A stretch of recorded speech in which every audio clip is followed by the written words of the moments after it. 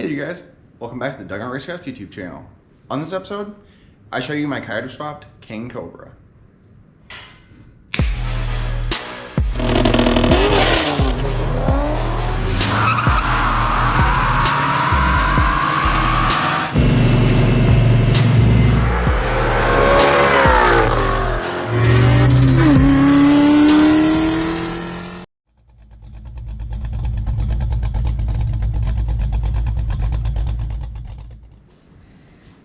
Okay, so as promised, here's a video for the King Cobra. We're going to try and keep this one short and sweet since I don't really have anything to show you guys in this video besides all the work that's already done. Just a quick backstory, we're going to keep it really brief. Got this car back in 2011. I was a junior in high school at the time. My dad and I restored it. I had just a stock small block, 302, 2-barrel, 4-speed, 3.0 gear, and the 8-inch that it had. Overall, it's a pretty clean car. There was not very much rust. The floorboards had a couple little pinholes in them, nothing really serious. So like I said, got it back in 2011, restored it with my dad. It actually came out to be a very nice car until I fucked it up. In about 2014, I ended up doing something to the motor that wouldn't cool anymore. I want to say I probably put fucking head gaskets in backwards because you can do that on a small block Ford, like I showed you in the video for the GT when I put that motor together. But that motor basically was the same setup that I have in the GT. Stock long block, camshaft, T5, 410-ish gear, whatever, 411 for this, in the rear end. So with that combo, this car ran 13.6 at 101. Coincidentally, the GT ran another 6 miles an hour faster and like basically a whole second faster in the quarter mile. Even though it's the same drivetrain, the cars weigh the same. Not really sure how that works, but we're not going to ask questions. I've had a couple opportunities to sell this car. One of those opportunities came in late 2014. This company dealership here in town wanted to buy it off me. They were buying classic cars at the time. So I got it out. It was probably 10 degrees that day. On the way home after they told me they didn't want it because it was a Mustang II, the head gasket let go. And at the time, I also had a Ranger that the motor on that let go. So I pulled the motor out of this, put a head gasket in it, and put that motor in that Ranger. That Ranger is actually pretty sweet. Most V8 Rangers are, unless they have a small block Chevy in them. So then that left me engineless for this car. So what ended up happening over the course of the next couple months after that, going into 2016, was I landed a 4.6 2-valve from a Police Interceptor Crown Vic. I was gonna just throw a carburetor on that. MSC had an ignition box for it, pretty easy setup. And then Edelbrock made an intake manifold for the carburetor, so it all worked out really well. And then after I sold that V8 Ranger to my brother, that same weekend we went to a car show, swap meet type deal, Pork Fest if you're from this area. There was a 4.6 4-valve from a Mark 8 for sale there for, I think it was $300. And for that price, I'm like, well, I guess we're doing a 4-valve swap now. So to make a long story short there, made everything to make that work, even though everybody in the Mustang II pages swore up and down you'd have to hack the car apart and you could never make it work without hacking that stuff up. I did it without hacking the car up, as you may be surprised by. I made my own headers. I did notch the inner wheel tubs on the engine bay just to make it easier to pull the engine in and out.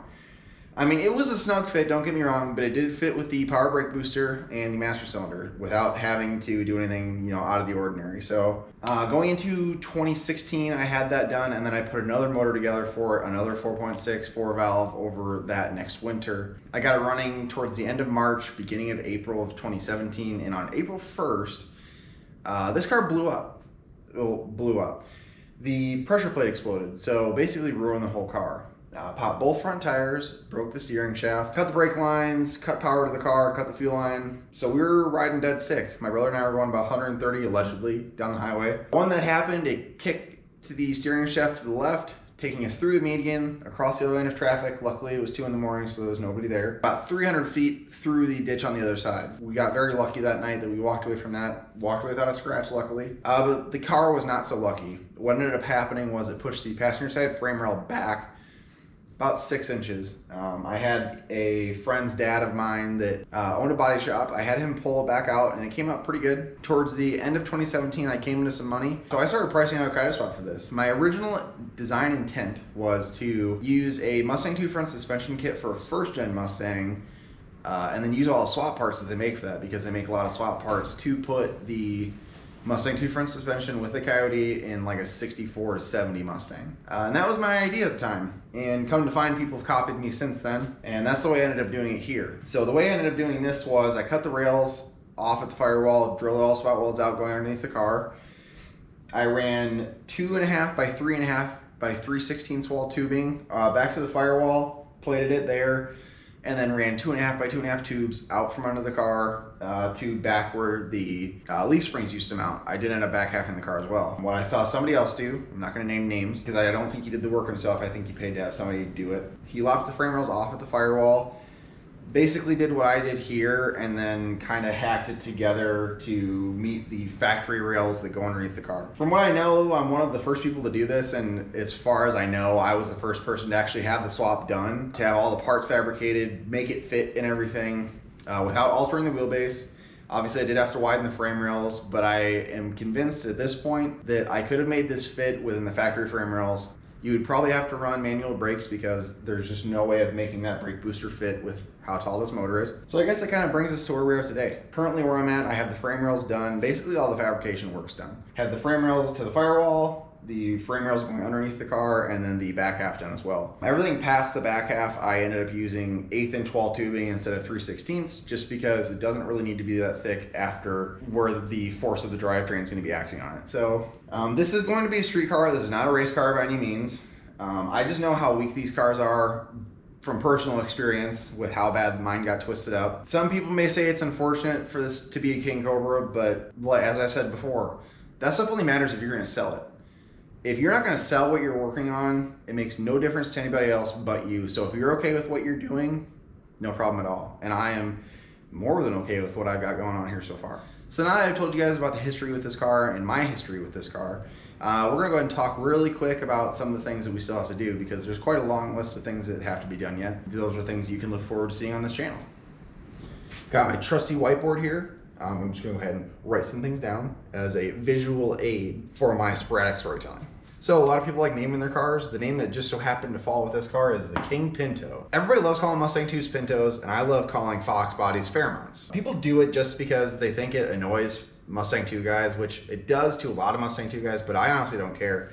What I've learned is if you embrace it, it makes it a lot less fun for people to do that to you. So it's the King Pinto. So for all intents and purposes, this is what we're calling it. First things first, the engine. What I've got going on for engine in this is a Gen 2 Coyote 6R80 combo. So Gen 2 would be 2015 and 2017 Mustang. They made 435 horsepower and I want to say 400 foot-pounds of torque. The reason I'm doing a 6R80 in this is because just the way that everything ended up working out with the master cylinder assembly and then the pedal assembly. Ideally, I would like this to be a stick because it was originally a stick car, and I'd like to keep it that way, but the way that everything's packaged is just not going to work. I don't have enough room on the firewall to add another master cylinder assembly because I had to run dual Willwood assemblies to be able to get the engine to fit. Unfortunate as that may be, a 6R80 car is still faster than a stick car. Can't argue with me about it. I'm not going to listen to you because I'm right and you're wrong. Not really like I have a choice, but just so happens to be. So we'll end up using a Ford Performance Control Pack because they're the only ones that make a Gen 2 control pack with a 6R80. The next thing, suspension. As I briefly mentioned before, this car is back halved. It has a Ford 9-inch with a Competition Engineering parallel 4-link setup, Competition Engineering coilovers in the back, as well as QA01 coilovers in the front with tubular control arms that are narrowed 5/8 of an inch on each side. I didn't do that on purpose. I just didn't realize it when I ordered them. So there's no thought behind that. I may end up getting normal ones eventually, but as for now, we're just gonna keep those. The next thing, brakes. We're gonna keep it simple on this for the brakes. I'm gonna go ahead and use Granada brakes up front for now, eventually going to a Willwood setup. In the back, they make 1,000 different 9-inch kits, disc brake kits for 9 inches. They're pretty inexpensive, so that'll be a cheap, easy way of doing 4-way discs because that's what I'd like to do here. As I said, dual Willwood master cylinders, you need 2 of them because you need one for the front, one for the back, since they're not a dual reservoir. The benefit to doing that was having them shorter, which takes up less room in the firewall. You could also do remote mount ones that mount on the other side of the firewall so that nothing pokes through, but I like to work on my stuff. So if I ever need to add brake fluid, I don't want to have to pull the dash to do that. So that's what we got going on there. Exhaust. As I did mention before, I did make my own headers for this. They came out pretty nice. I'm pretty happy with them. The only regret is I didn't use stainless. I probably should have. I just used what I had, and I still had a ton of bends left over from when I did the headers for the 4.6. Because as I said, I made the headers for that too. So what I ended up doing was using like factory style exhaust manifolds, which are like a tri-wise shorty header. Basically cutting all the tubes off because those are 1 3/4 ports, and then making my own headers from there. They are going to be a long tube style design. Keeping them, they'll look pretty good. Pretty symmetrical side to side. Obviously I did dodge the steering shaft from the driver's side. And then from there, we're gonna go ahead and do 3-inch collectors to a 3-inch exhaust all the way out the back. No turn downs, no side pipes. We're gonna keep it classy. So we're gonna do tailpipes out the back, which leads me into the next part because I'm not using the factory fuel tank. The next thing, fuel system. So I want to run this with the factory control pack or the Ford Performance control pack for the time being once it's finally done, because I don't really want to spend another $500 to get it running and driving on a tune. So we're going to go ahead and use the factory injectors. I'm going to use a fuel cell because fuel cell I can put wherever I want. It's going to be in the back underneath the car, underneath the floor. There's going to be a little trap door to fill it with fuel. That's the same way I had it when I had the 4.6, because I also did a fuel system for that.